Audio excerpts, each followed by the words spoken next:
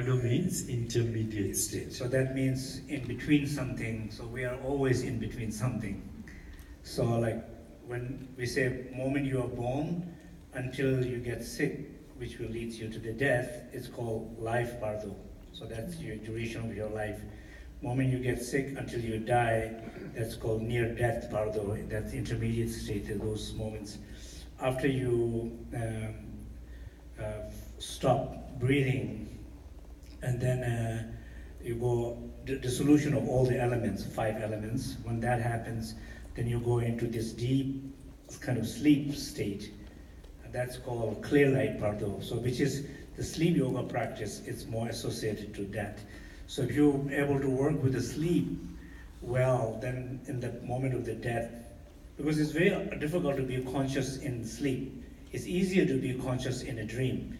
It's very difficult to be aware when you have no thoughts. It's easier to be aware when there is experiences.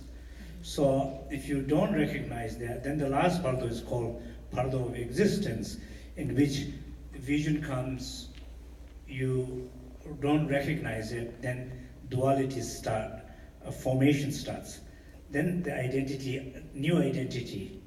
So sometimes people will have a dream about being different than, if you're a man, you might dream sometime being a woman or something. So in the bardo, they say experience happens same.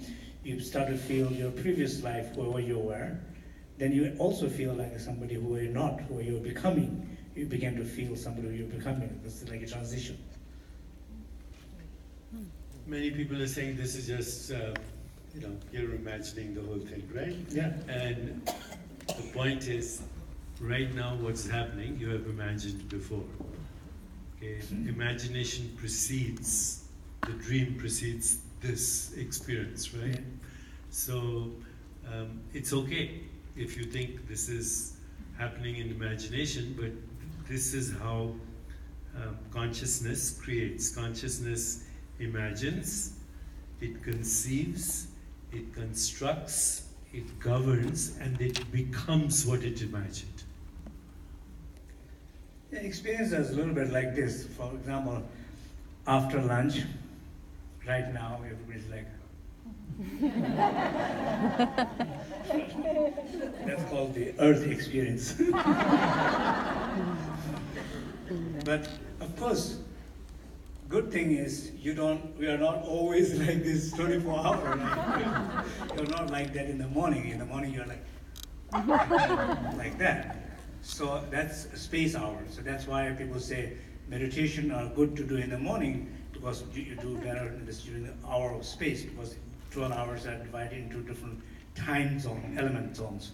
So of course, when situations are like this, when you're earth, then you want to do the earth practice. You don't go against the element, you will go with the element. So then it's a good time to take a nap. Now we know from our experience that good rest, a good night's sleep, you feel very joyful. There's a kind of you feel high a little bit. That freshness is there. So death and resurrection and freshness go together. Okay, deep sleep is when you are totally refreshed because you've gone back to being, right? Before the subject-object split. And therefore, the night practice is very important, and getting those 8 hours of the dream state and the deep sleep are very important for you to feel fresh in the body. And when you say earth experience, you also mean, you divided this practice three things, right? Yeah, generally, when you're feeling like very grounded, just the way you're feeling right now, that's like a more earth, a moment of earth, so we are, in our tradition, we, like in the morning, in the evening, so there's a different practices in a way for different period, even though same practice, but when you apply it, its experiences are different. So each experiences are, in some sense, you're valuing them, right? For example, right now, you would, instead of thinking, oh, I'm not very clear, I'm sleepy, oh, why I'm sleepy, I need a coffee, this and that, instead of going like that, you enjoy it. you're not going to have this experience in the morning, right? In the morning, you'll be like this. So you don't want to have this experience in the morning. In the evening, you don't want to have a morning experience. So every moment of experiences of element, whatever happens, there is a value, a richness, like entrance to the same source through different doors. That's the kind of idea. So consciousness cannot help having an experience.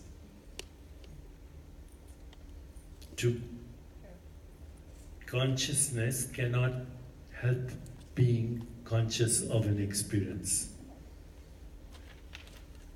Consciousness, therefore, is constantly recycling. Now, in the Tibetan tradition again, there are many bardos, right? So, almost infinite bardos, which is exactly what the Yoga Vishishta says. And the Yoga Vishishta says, in the infinite consciousness, there are infinite universes that come and go as experience, like little motes of dust in a beam of light. The light is the light of consciousness, and each of us is recycling or cycling through a particular bardo, depending on the stage of our evolution. Mm-hmm. So there are many bardos. Yeah, there are many bardos, yes. Okay, I think I'm going to stop here, and you guys should ask questions now. Please.